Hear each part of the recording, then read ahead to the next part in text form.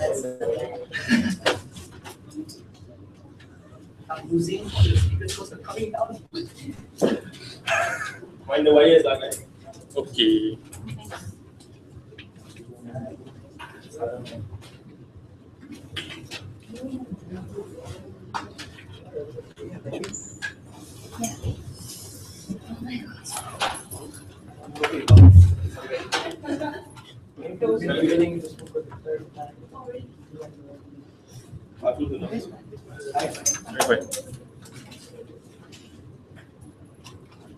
Do you want to get ready?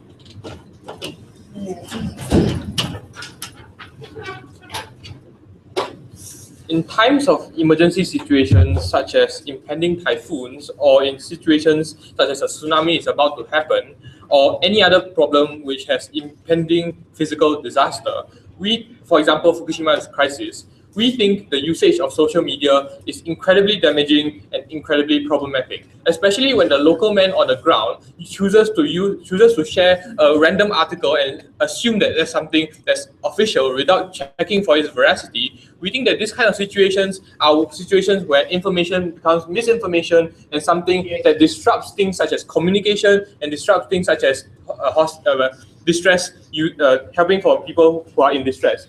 Our policy is extremely simple. We think that we're going to shut down social network sites and make sure that nobody can can connect to its servers in times of emergencies. And more importantly, we think the only other viable outcome of this is that we are going to use things such as distress lines, which exist in most places around Western liberal democracies. For example, in their bomb shelters, which are commonly available in their own homes. And we think that this is the way in which we should maintain connections with the governments in order to receive information which are not only credible but also better. Our stance of this is extremely simple. We think we need to avoid speculative discussions of the kinds of things that are perpetuated by things such as social media that create a wide array of social paranoia, which cause misleading and often cause unnecessarily social tension. When this kind of information makes you react to a certain article in a very different way and makes you act upon these kind of situations, we think that's wrong and that's something that's damaging, especially to how we manage these kind of crises and situations. Two arguments for you today. Why it is, number one, why the state is able to remove these kind of rights in times of emergency, and secondly, why should the governments be able to lock down Facebook or any other situation similar social media?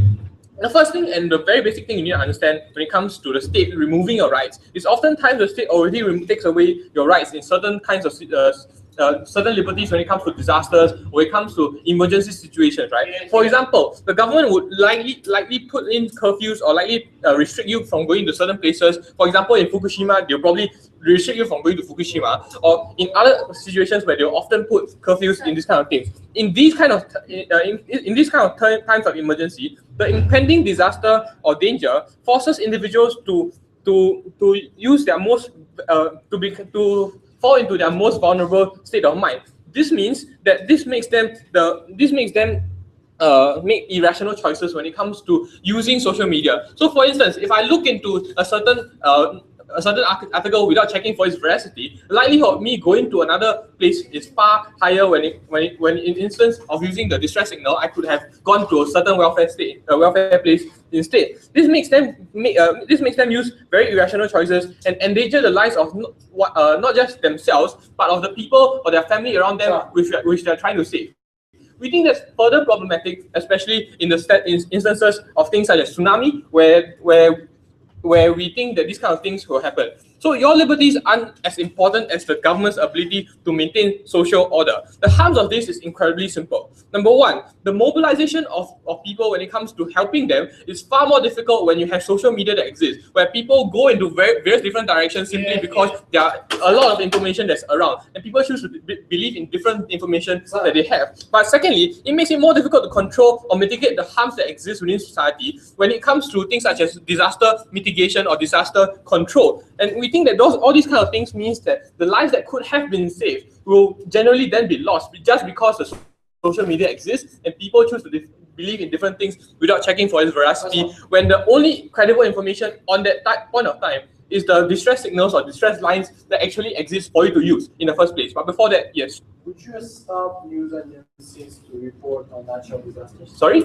Would you stop news agencies to report on natural Yeah, we will disasters? obviously stop it if it means that it's consistent to our line, right? Yeah. Which means that to a certain extent, these kind of things don't really make sense at all. So we think that distress signals will still be better. Secondly, why should governments lock out Facebook? The point of Facebook or any other social media is that it's incredibly fast. This means that more importantly, there's also things such as unreliable medium by which we use information or trust information in the first place. This means that the line between opinion and fact in these situations is extremely unclear and extremely blurred. This means the susceptibility of people to buy into things that they see online or see on the Facebook or Twitter is highly problematic. Especially, it's highly likely, especially when they buy certain things because they see it rather than checking for their veracity or using government mediums instead of using Facebook. For example, in Hurricane Katrina, when Hurricane Katrina hit New Orleans, what happened was, number one, it forced people to doubt the government's efforts that's going into New Orleans in the first place. But secondly, it forces people to take matters into their own hands. So for instance, instead of waiting for help to happen, they actually take matters into their own hands and cause even more chaos in the process. We think that those kind of things are things that we want to mitigate. This is not just about the harms that are physical individual, but more importantly, it is about the behaviors that people emulate that causes people to. So what happens when people behave differently, right? Is that more often than not, people who are on the middle ground will often follow suit when it comes to the actions of other individuals in those processes, right? So which means that nobody can really actually take action based on informed choice rather than making action based on what other people are doing in times of crisis. This is because we are talking about a fight or flight situation, whereby these individuals often like to take flight into other places rather than fighting all these kind of things, right? And it makes all the providing of welfare even more difficult when it comes to things like placing a point of welfare on the people. What happens oftentimes, misinformation creates the way in which people no longer are susceptible to find the important points of welfare in the right time and in the right amount of place. So in those instances, what happens is oftentimes miscommunication creates the kinds of disasters that oftentimes can be controlled if we have banned all this kind of social media in the first place. All these instances show you why social media is problematic when it comes to important crises. And we think in order for us to maximize the efficiency of the government effort in order for us to move forward, we think that outside stands. This important motion must absolutely stand. Thank you, Prime Minister. Let's invite the different officers. Here.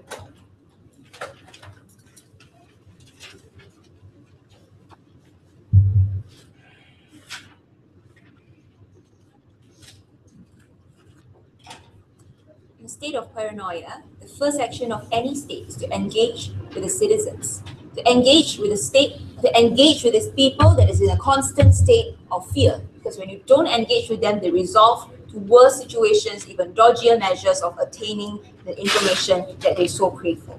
One major theme of rebuttal. First, there's no delineation between the opinion or facts, and therefore, it's very dangerous. People start spreading rumors, spreading gossip. We agree with that, and we agree that there's a very high tendency in social media for people to not fact check because there's no obligation for them to do so. And it's very easy to just to just hit the share button and say whatever they want. But what we stand for in opposition is to have the mainstream media provide the check onto that, because if you can have distress signals signaling people what to do, we also think that it's a much more preferable way for government to engage with its people through mainstream media, where you have the journalistic standards imposed onto them, where you have the obligation to fact check, to tell people what the government wants them to do. But it is very important for the government to engage with its people through the means of social media, because very easily when you go onto Facebook, onto Twitter, and you hit a hashtag and you can search all the results under your similar keywords, and that is when you can know what the people are fearful of, and when you can have information of exactly what are the rumors that people are spreading. So if you're really targeting about removing paranoia, if you're really targeting to removing fear, you should engage, and the only means for us to engage with the people is that every people flock to sit right? But even if, let's assume, in a state of paranoia, do people like panic to a state where they just ignore all orders given by the government when it's really critical? Which we don't think is true, because even when you look at cases such as the Fukushima disaster, when government gave them orders to evacuate because it directly concerns their life, people still follow those rational orders. But the government cannot then engage with their state of fear. Sit. I'll have 2 points of substantive today. Firstly, how people will resort to even worse means of information collection, and secondly, how that affects our crisis control. Yes. If I use a hashtag and I find 30 different results of how or where to seek welfare, so which one do I believe? You believe what the mainstream media tells you. You believe what BBC or the CNN tells you.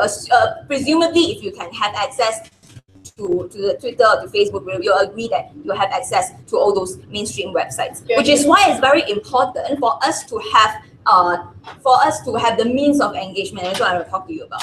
So why, when you don't have social media, people essentially resort to worse means information collection? What do I mean worse means? I mean texting, I mean calling people or sending emails. Those things are not social media, but are still conventional or older means of communication. In a crisis, when you have a state of paranoia, the psyche of people when they're in a state of fear is that there is nothing more scary than the unknown. So when you put people in the dark and they have no idea what is happening and they have no reliance or any other source of information except the distress line that you give them, you put them into the fear of uncertainty, and that is the worst case because they have no control over what will happen. They have no sense of any preparation for what can possibly happen. That means you put people into a situation that will constantly start searching for information or spreading information because they care about the people around them. So what do they resort to? If not social media, they still resort to other means like calling or texting your friends and spreading those rumors. But why is it much more harmful than just using social media? Like what I said, at least when you use the social media, the government can still check on what are the rumors that are spreading. And through mainstream media, like your website or like your mainstream web portals, offer that form of check, offer that kind of fact checking. And then you can hold people who spread rumors accountable, as opposed to when people start calling each other or just sending text messages to each other, the government cannot then have as much ability to check on the information or as much ability to trace back where those rumors come from, and therefore you cannot hold those people accountable. You cannot verify or you cannot correct those rumors. You cannot tell people that what they are hearing is wrong, and that is essentially very harmful. But why then, in a state of speculation, why do people why, even if you don't ban, like in any crisis, right? Even if you don't ban social media and you have mainstream media there, people often like to resort to social media, even when you have BBC and CNN. Why? Because if you shut down the social media, and people know that the government can shut down the social media, the very rational extrapolation is that people start believing that even your mainstream media or your distress lines or whatever that the government uses, the means of communication, will also be heavily vetted. Because if you can agree that the government can go to the extent to limit information from you, they can also go to the extent of limiting a lot of things that you need to know, except only in the very worst situations. That people want to know more than what is just the very worst situation, for example, an order to evacuate. So that form of distrust is fostered, and that form of distrust is what you cannot afford to have in times of crisis. But I'll take one from closing. How effectively do you think governments can curb down the spread of these rumors, especially it's already widespread and some people are already taking actions according to the news? But the alternative is that you cannot check on it at all. If it's social media, like what I said right in my past few minutes, that you at least can offer a fact checking through mainstream media, like you at least can have statements telling people that these rumors are false. But people essentially resort to social media because not only they want news from mainstream media, they also want counter-narrative to affirm what they see in the mainstream media. So when people start sharing BBC news onto Facebook, onto Twitter, that is where those news gains that form of traction and believability and credibility. But when you shut, it creates that sense of distrust that I was talking to you about, which means the safe information that you allow, like for example, the safe information or the very vetted information that you keep in your distress lines will also lose its credibility because people already have that form of distrust. So if an information is not direct, does not directly like harm the lives of the people. So if an information are more smaller or moderate orders, such as please stay indoors, please don't go out within this time frame of line, your messages that are sent out to pacify people simply won't work because you already put people in that state of fear and distress. What essentially you need to engage into this debate is two things. What do people really think about when they're in a state of fear? They're in a constant search of information. And what is the alternative? The result to even worse means that you cannot check on. What is the best way to engage with them? And the only way, and the most effective way, is to engage with them through social media. We're very proud of folks. Thank you, leader of opposition. Let's invite the deputy prime minister.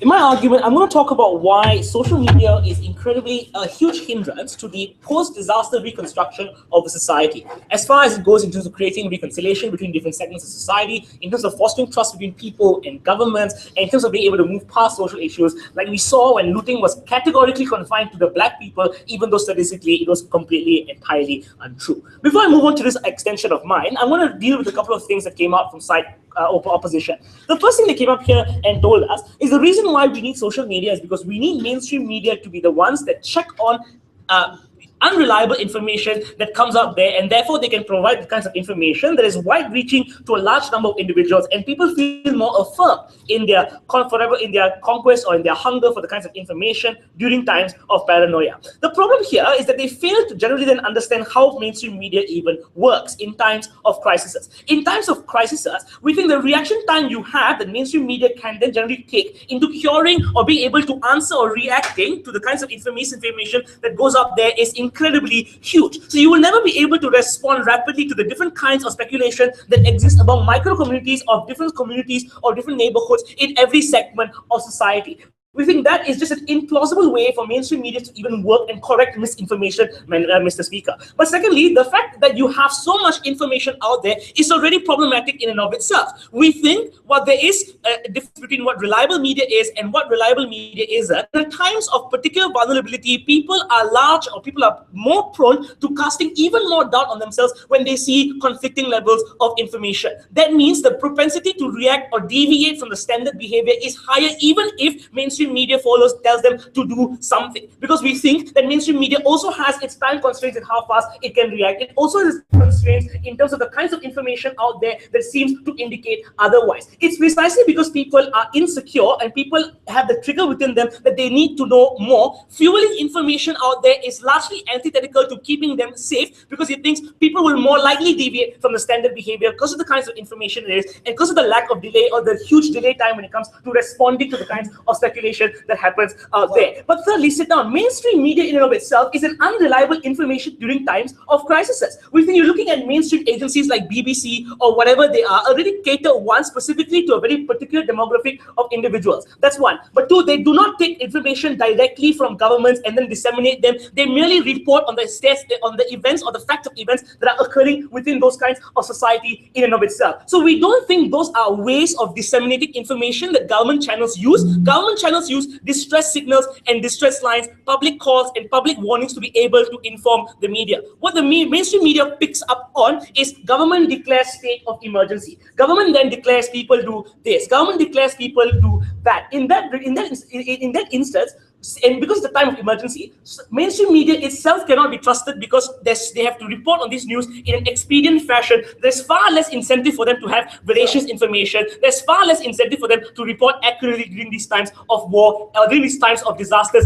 anyway. So even on that count, we don't think we can trust them to be extremely reliable. Sit down. The second thing she came out and told us is nothing is worse than being kept in the dark. But the first thing we told you right from Prime Minister is you are not kept in the dark. You are constantly being informed by the very same distress lines that exist by common communications and channels. The presumption on this side of the house is that is not enough. We think that is a matter of mechanics and that can be improved if we think that governments can then continuously communicate with individuals. But it's precisely because people live in a state of paranoia and fear, we think we cannot feed that insecurity by giving them information, because that is precisely when people want to deviate. And this is something that Prime Minister told you in a huge chunks of analysis. He told you how unreliable information makes you do far more stupid things in terms of putting yourselves in harm's way. But in other ways, they force people to emulate your kinds of behavior and force people to be conflicted about the decisions they make. But lastly, also, it makes mobilization of any help to these individuals far more problematic when you have segments of society fractured away from different communities and there's no central planning that's available to these individuals to alleviate the kinds of plight that they're in right now. And that is what's problematic about having so many forms of information. Even if they're not directly harmful, they are antithetical to what the government wants in its help and aiding towards these individuals. We say keep them in the dark. Maybe they will hate us a little bit more, but forcing them to do what they're told to do and making sure they're kept in a certain place is far better than feeding into that insecurities. What if I need to know more? I need to know more. And the first thing I see is far more likely to be believable. And that's the irrationality we're talking about from side opening government. Before I go on to my extension proper, yes, Bernard. We should also ban WhatsApp, WeChat. Oh my goodness, you're such an idiot. Like, I think that if you want to extend this debate to all lines of communication, fine, we get it. The harm exists because people can talk and communicate and gather among themselves. But social media is one of the ways where it happens to a far higher degree of critical mass of individuals that reaches far greater numbers of people than small communities in and of themselves. Surely, if you can prove the analogy to how harmful it is, maybe we'll shut down signal towers as well. But until you make that statement, that is irrelevant to this debate. Let's move on to my argument. And this is an assumption where we assume here, maybe social media doesn't cause any real harm and nothing actually happened in how it mobilized people to begin with. And this is the worst case, this is the even if scenario we're willing to provide as side government. The problem with social media is that people report upon the instances of the incidences that occurred in their lives, the types of people they meet and the types of incidences they saw. The problem is when it's reported in times of a disaster and in times of paranoia, what generally happens is, so this is a very good example. When you saw looting scenarios that happened post-Katrina or post any real natural disaster that happened, it was categorically confined to black people simply because that was the kinds of incidences that people were reporting and people were spreading far over the media to begin with. So the post would go something like, just saw black men break into supermarket, stole a bunch of stuff, guys, please be safe. The problem with these kinds of instances is even if they don't cause any real harm to society, what happens is that post-disaster, it makes it incredibly hard for people to reconcile with other groups of individuals they felt like caused some forms of discord or caused some forms of inconvenience to the same kinds of relationships they needed. That's why we saw categorical or exclusive racism on individuals when people looked at these individuals as the premise of how things got even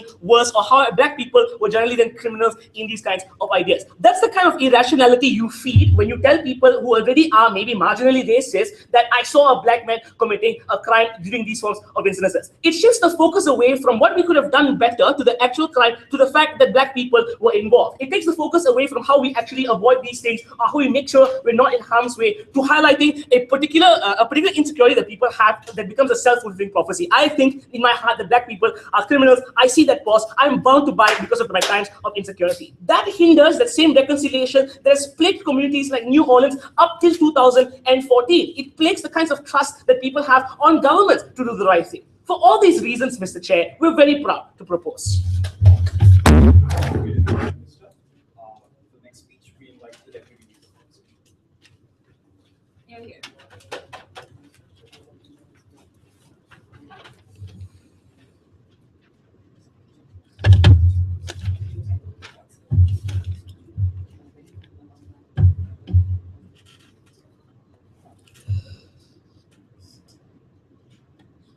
Two substantives from me today, right? Number one, on how social media is a more effective means of communication, and number two, on how now it can be used, social media can be used as a tool of state to actually silence its citizens, given the precedent that is already happening in status quo. Let's tackle the things that opening government wanted to talk about, because for once, it seems that opening government stance is very funny, right? They think that in times of emergency, people are too ill-equipped and too stupid to actually read different information and actually get this information themselves. They think that once you enter into this stage of emergency, people will lose all form of rationality and people will just believe everything that they say. We don't believe that is true. Right, because after what happened to the tsunami itself, whenever we see tsunami reports now, we don't freaking pack our bags and go and run away furthest as possible. We always check the authenticity of these articles. We are always having the means to actually check with the government agency whether it works or not. And this is the argument that Deborah, gave to you that was not engaged on by Kana, right? We told to you, yes, there may be people who are spreading rumors on social media, but ultimately we believe that social media is also a means for the government to tap into to actually communicate to the people itself. The problem here is not authenticity. The problem here is the reach and accessibility of the platform that we are talking about. And we believe that social media provides the best means for government if you truly want to communicate through them. Because you have to understand this. The propensity now for you to actually react when you know that your views are already confirmed by fellow citizens of yours, fellow friends of yours on Facebook, the time to react will be much more without hassle, right? People will trust the government more because they know that they already have prior information to what is really happening around, rather than you keeping in the dark and having a man, for example, in a hazmat suit to actually tell them, oh guys, we better go, Fukushima just exploded. This is something that they don't understand. But let's move on to proper rebuttals, right? Because the only thing that Kana actually extended upon for site opening government is this, right? That looting scenarios post-crisis is that people only report on what they see, so people will be racist because they only report on black people looting. But wait a minute, that is an argument against social media in general, because even when there are no crisis, people can still report on things they see. For example, I can report that I saw an Indian man killing another person. Does that show that people are so stupid enough to believe that all Indian men are racist? No, guys, this is a debate about what is better happen, what is the best solution to actually solve and mobilize people in times of emergency, not a debate against social media. Sit down. Let's move on to my substantive right. Number one, on social media as a means of communication. First level, right, on the reachability of it, because you have to understand people are moving increasingly towards the trend of using social media. The idea of you constantly being connected means that more often than not, you're more believable and you're more going to actually react to the information that you see on Facebook. But then again, this idea of rumors and people spreading slanders and lies is not exactly a very good example, because you have to understand what exactly does social media do. Social media only shows you information that comes from your friends itself, i.e. people that you already know prior to the incident themselves. That's why you have a prior knowledge of knowing whether or not that person has a tendency to actually blow things out of proportion. You have a tendency to know or not whether that person is a reliable one. So this shows to you that people can actually delineate the information that's coming from the people on social media itself, i.e. when these people get a certain information from a certain person, they will know for sure whether or not to trust it or not. So we don't believe that your argument of shutting down is going to be beneficial, because these people have the right to know, especially in times of emergency itself, where any form of information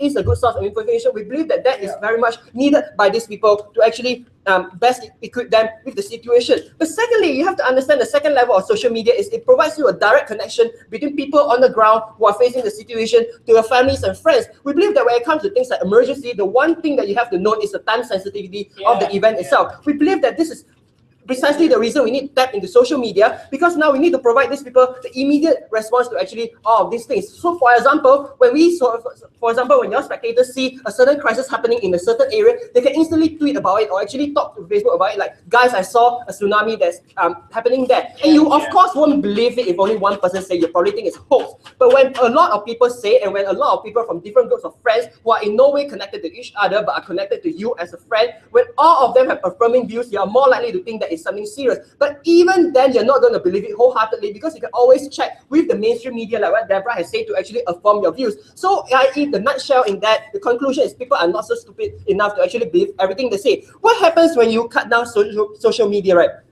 They resort to things like calls and texts. Now, besides the idea that it's very slow, something that site opening government considered, but secondly, you cannot trace the level of rumors that have been spreaded through these lines, because all the information that you have from your calls and your texts are binaries. You cannot trace back the source of it. You don't understand who exactly are the ones that propagated this in the first place. But when you have social media, for example, you always have a tiny button on your upper right there saying that it's spam, or saying that it's report for something that's wrong. So this is the way that people can actually act as a check and balance to actually eliminate any forms of misinformation that you want to talk about. But secondly, if you want to talk about how people rely on government, seriously, guys, like, the government more often now has already a tendency to actually not tell people everything they know. So we believe that this is a better way for you to actually equip and act as a counterbalance. But the idea of accessibility is very important, right? Because now everybody is on Facebook, and whatever you do, you prevent what the government is doing, it prevents people from finding out the situation at hand. You have no idea what to do until the government decides to come and help them. This shows that this time itself, the time that they can actually hide in, the time that you actually keep them in the dark, is a very essential time that they can perhaps equip themselves to better deal with the situation at hand and not simply wait for your government orders, which may not come at the end of the day. But before that, yes, Kana. Just go viral all the time and cross the boundaries of things which are friends and not, especially when you're looking at people who are scared.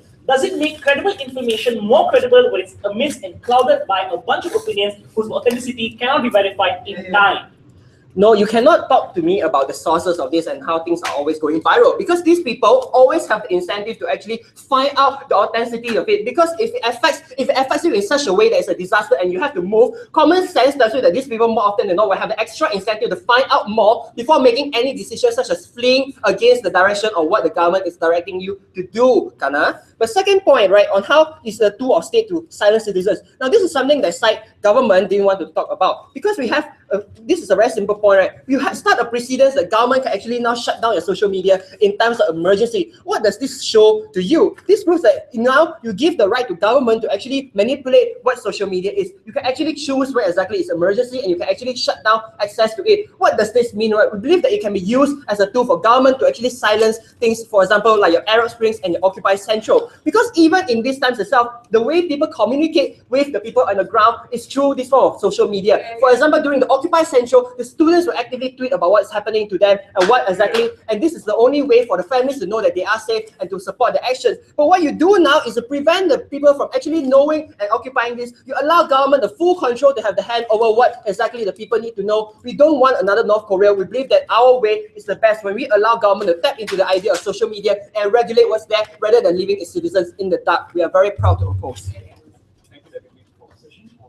Start off the second half of the debate. We invite the government members.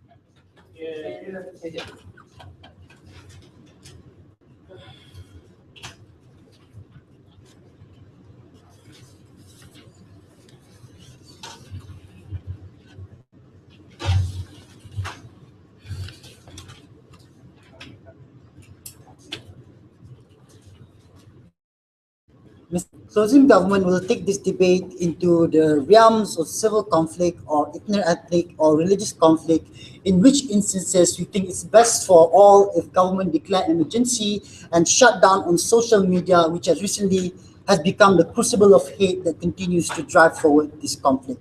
But before I move on towards my substantive, let's handle a few pieces of rebuttals that I would like to say towards opening opposition. Yes, the two themes largely that came from open opposition. Firstly, the need to engagement, and secondly, the fear of uncertainty that are being created. Let's handle the first thing first. The need for engagement between government, for example. Ladies and gentlemen, as has been pointed out probably, when you tag hashtag, for example, you don't necessarily get the results. You don't necessarily get the result that are only specified towards your friends. More often than not, the more prominent hashtags are being disseminated by somebody popular, by somebody prominent within that public sphere. And more often than not, people are more likely to believe him because of his popularity. Now, this information may or may not be true, but the instances in which this information is not true, just imagine the amount of number of people who are following his advice into their own doom. We think we should err on the side of caution and limit all form of expression in that particular situation because we want to save the greater number of people as much as possible. But he also says that the people on social media and Twitter are our friends. We can judge their personality on whether or not they exaggerate or not. Ladies and gentlemen, I probably have 1,000 friends on Facebook. I probably follow 500 people on Twitter. If I'm generous, I probably account for 10% of them to be the people that I actually know in real life. But the thing about social media is this: in times of peace, it can be a network of truth and veracity and all of that shit.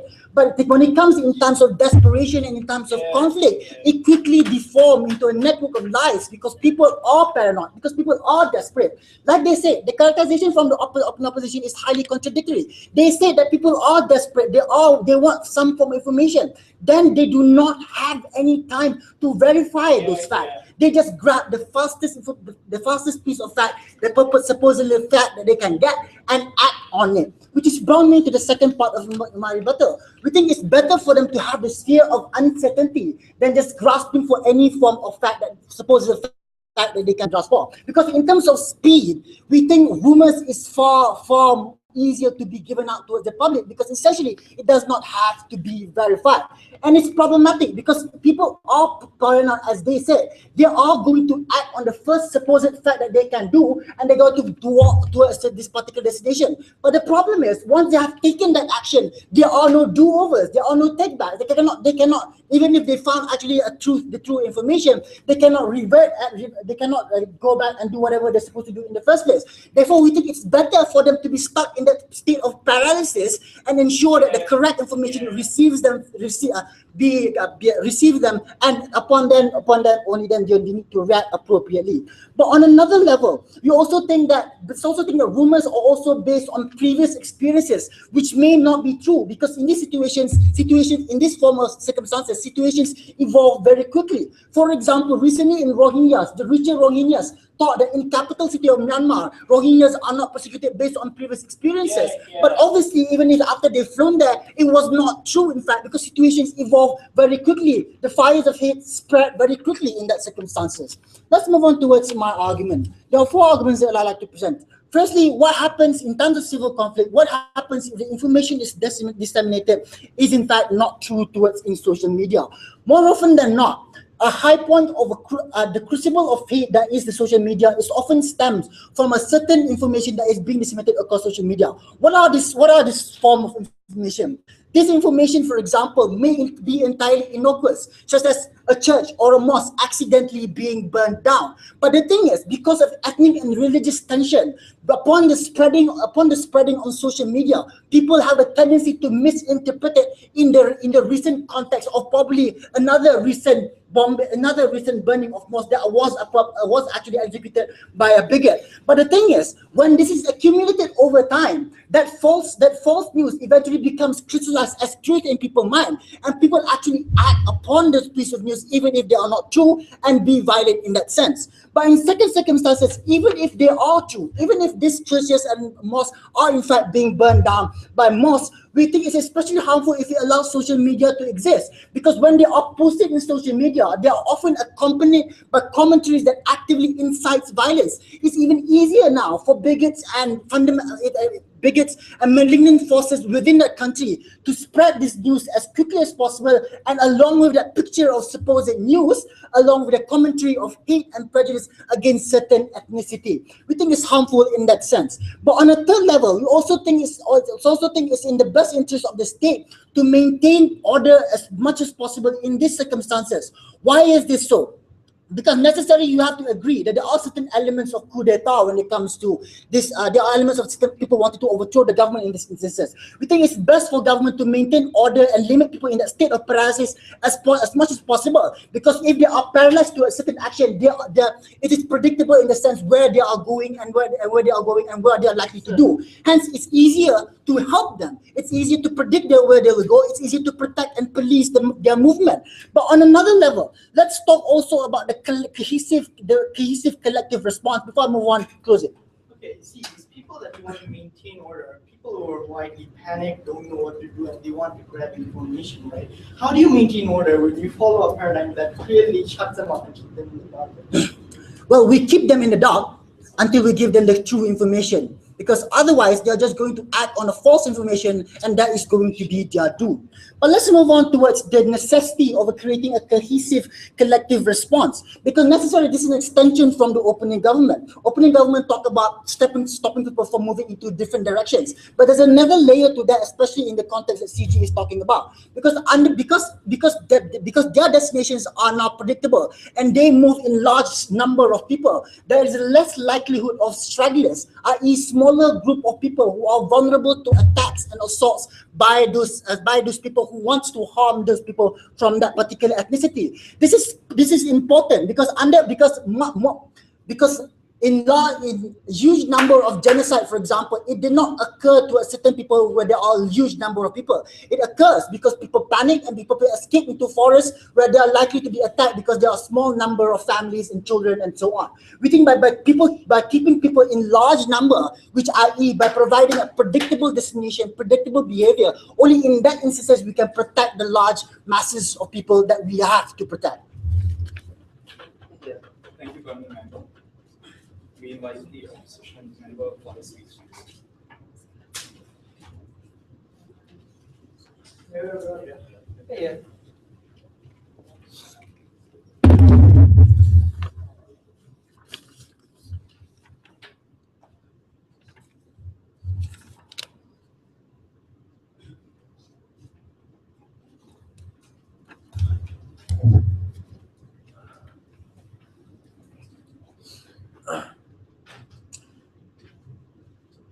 I want to have three arguments for you. Right? First, I'm going to talk to you about the necessity of having some sort of information, specifically at the time that the crisis is happening, and the time that government don't have accessibility to any sort of information, and why those times are crucial. This is a contextualization that's been missing from all the way. I'm going to give it to you from closing opposition. Secondly, I'll be talking to you about the unique benefit that the communication among people themselves brings, and specifically at a time that government is debilitated and cannot provide the basic necessity of people. And lastly, I'll be talking to you how under our paradigm we enhance discourse and accountability. Before that, few rebuttals. I repeatedly ask a lot of POIs from opening government. I'm going to quote Khanna. He called me an idiot. But here's the problem, and here is why I'm not an idiot. Because what I wanted to point out is that the problem that he has is about the mobility of information. The problem that he has is not uniquely exclusive to social media. And the solution that he provides to that is the nature of information. He doesn't tackle the mobility of information, but he provides the solution in terms of the nature of information. So if information is disseminated from any other channel, it's not relevant. But when it comes to the magical distress telephone number, it's suddenly so trustable and so reliable. If your solution is the nature of information which can be provided for you people, why can't you use social media as a platform to disseminate it in a greater scale and in a greater platform, ladies and gentlemen? That's why I'm not an idiot, and actually Khanna is okay, whatever. All right, let's move on, right? See, and one is to get we think we are in an unfair position in this debate, right? Because we have to engage with two significantly different debates, right? The first debate is only focused in terms of natural disaster, and the second debate is a clearly shift of stance and talks about social conflicts, right? It's unfair to opening opposition, but I'm going to deal with it anyway, right? But let's look at the idea that why is, in terms of social conflict, still we gain significant benefits. I'm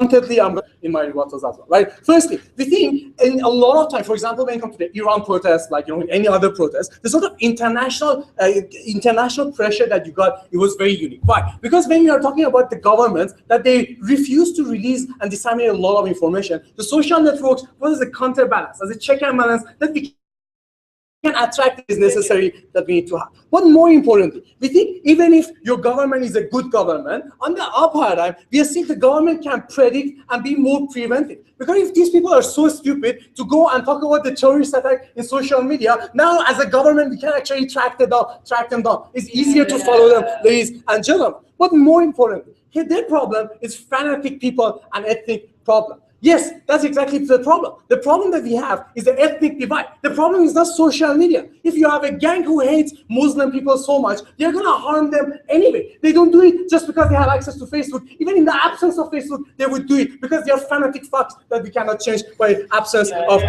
social media. Let's look at the first argument that I want to bring in this year, right? What's the necessity of having access to information, specifically in the time? See, the moment that a disaster happens, right, the government don't know what's happening. We don't have people on the ground like available 24/7, right? There is no significant information. There is zero information. So the alternative to their case is zero and a void of knowledge. We think the void of knowledge can be as paranoid, it can create as much paranoia as misinformation would bring to you, ladies and gentlemen. But why is it particularly important? Because it's specifically a state failure, right? It doesn't have absolute information, and it refuses to give any sort of information. You think having a blurred information is still better than having a void of information. A lot of deaths after any earthquake happens within the first 24 hours. The first 24 hours that we don't have access to a lot of crucial areas, and we don't know what exactly is happening in those spots, ladies and gentlemen. And this is the benefit that we uniquely get if we let people to talk about it and communicate in a mass scale, ladies and gentlemen, right? Well, let's look at it. But this the information that you get from social media is so stupid. The assumption from opening government is that you only get a single narrative. right? We don't think that's true. You get multiple narratives with diverse resources, ladies and gentlemen. And there are going to be similarities within these resources and the information that you get. They assume you're going to get 30 different tweets that narrate one particular story or incident in a 30 different way. That's not the truth. If something has happened, 20 people are going to tweet right about it, and 10 people are going to be fuck about it. But even if that we can't see, that even if they're going to provide a blurred information for you, that blurred information can still be useful, especially in a time that you're so devastated, that you're so desperate, that having no information, that what's not going on, ladies and gentlemen, is driving you crazy. You are already irrational. You're already panicked. You're already in a vulnerable state of your mind. On the upper hand, they give you something. At least they give you a mental comfort. On the lower hand, they let you to live. They let you to die in your most miserable time, ladies and gentlemen. This sort of blurred information can be useful. They can use and save some lives, but they refuse to do so, ladies and gentlemen. Before I go through, you have a chance to rebut me openly. States have the first ability to be able to capture information on the ground. We find it much harder to mobilize any forms of help when conflicting information drive people apart into different segments of society. That's a problem. The debate is most important at the time that it takes the state to obtain that information. After the state get that information, they can use your magical lines in our paradigm. That's not only exclusive to, like, we are not gonna ban telephones, ladies and gentlemen. They can still call, so your paradigm is not exclusive. But look at this. See, for example, the typhoons happens in Philippines. A lot of people use Twitter and Facebook to tweet about the unique instances that they want. Well, what was that important? Because now we have facilitated communication among people themselves. Now, the local people who are present before government now have access to that information. So they can use that information and go to those particular areas and help the people that the state has fought. The state is debilitated. They don't have much money. They don't have access. They don't have information. That doesn't mean they should ban that particular information from people. The moment that you fail, that doesn't mean you should not extend yourself to let people take care of your duties. That's a unique benefit that we bring to. But more importantly, within the post-deconstruction idea, it's actually happening very well on the upper, right? See, because of a check and balance that society provides to state's behavior. Now we can scrutinize a state attitude toward a particular crisis that has happened. The very reason that we have significant debates about Fukushima and they have changed the sort of we have changed the focus of the Japanese government to move on from nuclear energy towards the other thing is because it is a result and the fruit of the social discussions that we have had, ladies and gentlemen. Because of the significant reports that people have provided. Those discourses are essential because now you keep the government accountable. You question them. What if they fuck up in times of crisis? Who would question them? Who would ask? We need social media to report and keep the government accountable. We need discourse within this debate. Thank you, opposition member. Let's invite the last speaker from the government.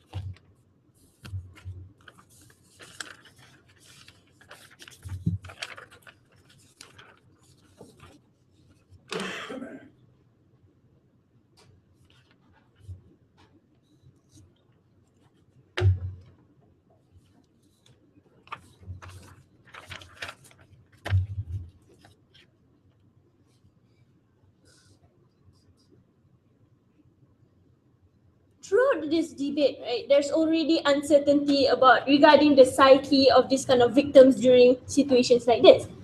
Before I clarify about it, let's look into the issues I have, right? I have two issues mainly today. First of all, will people believe everything at a first glance? And second of all, what happens when the government doesn't have any information at that time, right? Under the first issue, will people believe everything at first glance? Let's look onto the first level first, right? The psyche of the victims at this point of time, right? Mirhat came up here and he said that these people are so desperate and so miserable, but at the same time, he was saying that, hey guys, he can actually rationalize which kind of points or which kind of information is actually true, right? We believe that's really ridiculous. These people are people of victims, right? They've gone through tsunamis, or they've gone through all these kind of social problems that Audi brought up. They are victims. They're so disoriented in their way of thinking, but because you're saying that they are so miserable, sit down first. What happens is that they would actually take the information at first glance, right? Because they're so desperate for information. Any information to them would be good information, right? Any information that could be provided to them at first glance, like Facebook. And Facebook itself, right? Even though you know your friends there, but your friends post or retweet or whatever other people's posts, how at the end of the day of this linkage of this social, like it happens in social pages, all this kind of link of retweets or link of reposts, how are you sure if your friend can give a lot, give true information at the end of the day, right? So we believe their point regarding that, because you know your friends, you know what kind of information is true, it's invalid at the end of the day, because what they're doing is a link of reposts and retweets, right? And at the end of the day, we do believe that they will take information at first glance, right? Because they're so desperate. That's why Audi already talked to you about how it's important to actually just leave them in the dark at the end of the day, right? Because he already talked to you, right? When people believe information at a first glance, what would happen? When they see the information itself, they would act out on it, right? Like for example, if certain haters of the Muslims, haters themselves, right? What would they do, right? They would actually move in smaller groups. When they move in smaller groups, that's how they are more prone to the danger itself. That's how they are more prone onto like things that will result in their doom at the end of the day. Sit down later, I'll take you before my second issue. So let's move on, right? One of them was actually alleging that, hey guys, because they're fanatics, they're going to kill them anyway without the presence of social media. We believe that's untrue. What about the fan-sitters themselves, right? Those who aren't sure if these people are really people who should be killed or who should not be killed, right? Once they actually see all this kind of reposts, all this kind of comments, they're going to believe it at first glance. And what happens is you don't have the support from these fan-sitters anymore. What you would do is you're going to result in a group who just believe social media. No one's going to fight for these victimized people that I was talking about at the end of the day. What happens is this social media still affects the fan-sitters, and that's why at times of emergency, you should shut down the social media at the end of the day, right? Okay. In a civil conflict, it is state versus a minority group. Why would the state, which is the oppressor, use distress lines to protect the victims while the same people that they're trying to kill? We believe these are not the people who are trying to kill. Right? When times of emergencies, right, are like people, terrorist people, right? Like this kind of terrorist doesn't necessarily originate from the government itself. This government has a duty to even protect the minority itself. That's why at times when this kind of terrorists are actually attacking this kind of countries, and when terrorists attack, they don't really mind about this kind of minorities or majorities. You're going to attack the country as a whole itself. The government then has the obligation to actually protect these people. Sit down. So we believe at the end of the day, even though they may get information at a later time, it is better to let them be in a fear of uncertainty rather than them being in a state of desperation that they take any kind of information and act onto it. And because act itself cannot, when you have already done an act itself, it is permanent the time and you cannot change your act itself. These people are always going to be regretting their actions itself. Sit down. So we believe that itself, that's why we should shut down the social media. So let's look on, right, to the second issue. What happens when the government has no information itself? Which is very ridiculous when you say that the government will not have information, right? Because people at if that's true, right? We believe that the government should not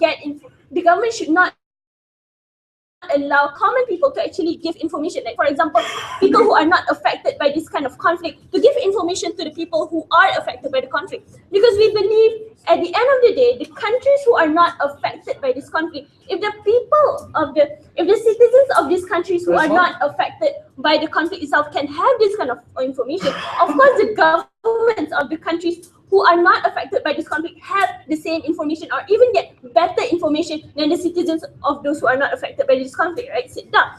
We believe the government of countries who are not affected by this conflict will help the government who are affected by this conflict itself, will help the victimized government, and therefore they're going to help them by relaying true information. And that's how this government, even if you're saying they don't have information, they will get it with other countries, because other countries wants to protect international end of the day. This is their incentive to give coherent and give legit information to the government who is in a state of victim right now, right? And that's how they're gonna correlate, and they're gonna send the information to the society at the end of the day. Like, we believe, like they were talking about, like they wanted to hold the government accountable and so on and so forth, like because this cost is essential. We believe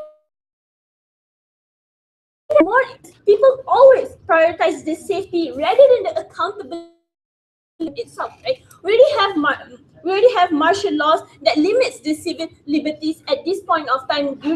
At this point of time, we believe that we can just extend this principle to the times of emergency itself. So therefore, at the end of the day, what's more important is that these people are kept at a safer place. The government, of course, has a moral obligation, because even if they can't be held accountable by the society itself, they are held accountable by the internet, even if you want to talk about accountability, which at this point of time we think is not a major point to be upheld. We believe at the end of the day what's important is the safety of people and the genuine information that you should get in order to act on it. Thank you.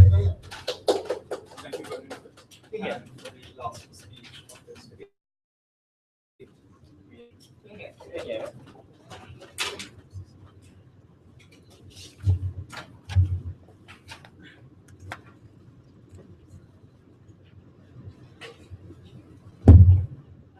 One thing we'll clarify as a closing out. Virat clearly came up and mentioned that all of these things would eventually fail because all of this helpline that you're providing actually has during a time of emergency, right? When that created, right? And you don't know what to do. Even the government infrastructures are failing and you have less power at the moment, right? So we believe if you consider these factors, their points already fall, right? But let's play their game, right? Let's look at the things where the government are already so-called imagined to have more power and accountability. Okay, so first of all, today we have 3 clashes in the house today, right? First of all, it's the information. Second would be the people in distress, and the third thing that we're clashing upon is how we can actually choose accountability, right? But first of all, let's talk about the information, right? The whole debate actually by all the houses is that the information and how they believe that they should weight in disparity, right?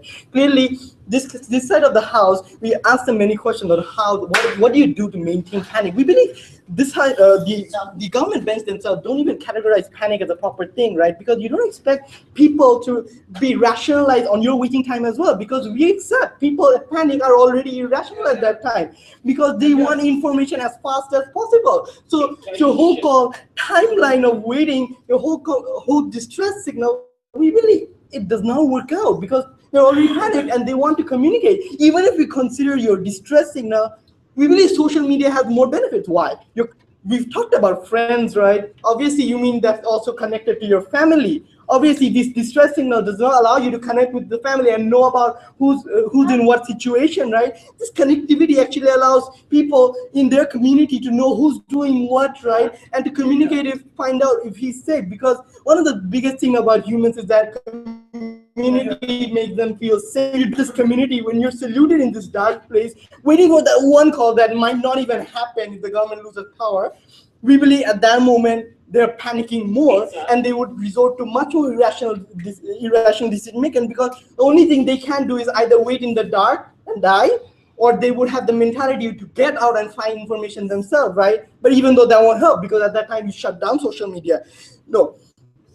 And moving on, when we talk about the whole idea of information, okay, one of the uniqueness of the social media that Vera pointed out is that the narratives and how they work, right? Even if you consider to the fact that all of the things they said about narratives being 30 different narratives, we believe the social medias have this system about like, report, and comment, right? It has its own check and balance to start with, something that people can account to, right? Nobody would spam a like on something that is wrong to start with, right? Everybody would spam the like button when they see the info is right at that moment, right? So you have an accountability. Even though they're irrational, they can feel some peace at that moment when they say that, yes, this guy is saying the right thing. And obviously people are not dumb enough to like the wrong post, right? And even though we consider the case of where this post is wrong, we believe there's a report button to do the other. And so you actually provide information which actually is useful in the end, right? And you also provide government having a platform as well. And social media is something that is very fast, very relevant in the world, and everybody can have access to it, right? And government and mainstream media can also have access to it. And that's how it works, right? So before I move on to my second extension, I'll take opening. If infrastructure fails, so does Facebook. But we think that governments can detect hurricanes and earthquakes far before first. No. This does not work like that, because your hurricanes and things are happening on ground. You have satellites to provide you networking. You have network stations that are also not put in the places where your earthquakes happen, because they're also situated in different places. So many backups to connect to the network, rather than a distress signal that's not being defined how it works, right? So we can connect no matter what. And moving on, let's go to the idea of how the people would react, right? We believe some of the misconceptions that coming out from these two different debates that they actually brought up, right? First of all, let's look at the idea of natural disaster and how people work. We believe everything shut down at that moment. We believe people want security at that moment, right? You cannot provide insurity of security. You cannot ensure security of people at that moment. And we believe we need some sort of consolement of these people who are already in an irrational mind state, right? Because guess what? Even in your disaster call settings, usually people are still irrational, right? Even if you say, so we believe at that moment, these people are something we should worry about, right? When we actually have the idea of how they actually want to implement the idea of how, let's say what closing said, right? They say that, when it comes down to people, that they said that we as closing said that people can rationalize, right? If we take the whole idea of rationalization, how can they rationalize when they have no info, right? We must consider the people's psyche, right? They're actually waiting for info. We believe a threat is well known if you know what the threat is, rather than an unknown threat and you don't know what decision to make, right? We believe something to consider in this debate, that you actually further enhance the irrational decisions in your own side, right? Because at that moment, people would try to come out of that shell and try to find their own information which would further harm them, right? But on our paradigm, what do we provide to the people, right? We provide the best way of communicating and ideas, right? But furthermore, we allow people to form their own community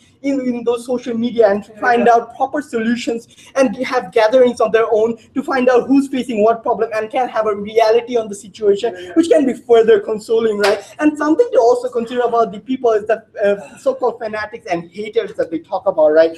Already proving that there's already a check and balance system on the internet, on the social network itself, we believe it cannot take place. But considering it take place, we believe that these fanatics can also prove to have their own community over there, but we believe it will be only their community because nobody would opt in them in there. But we must consider one thing: the public sphere and the private sphere, right? Which we have exclusive to our debate.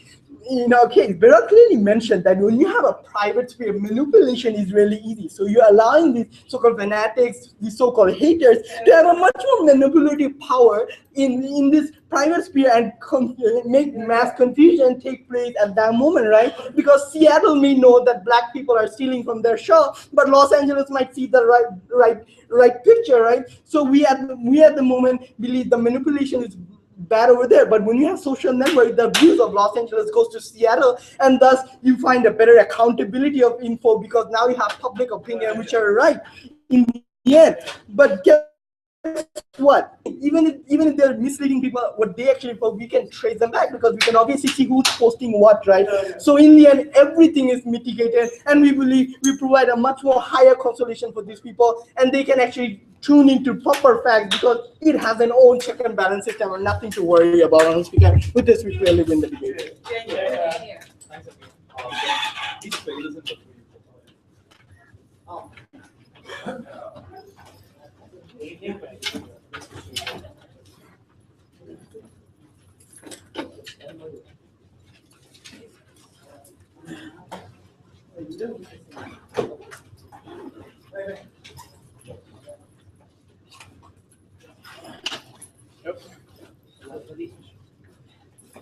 Cheers, buddy.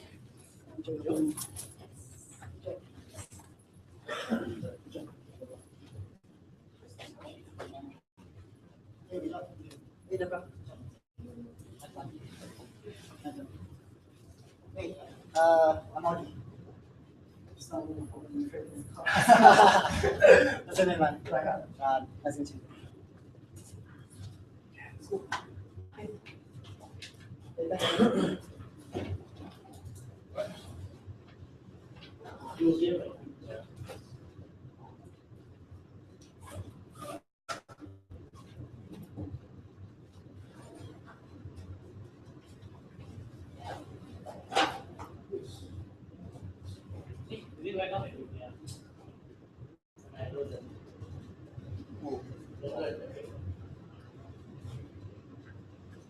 it's me. China, right? Yeah, I think it's still China, Tapao. I think it's still sweeping. Maybe we should stop the process. Yeah. Thanks, yeah.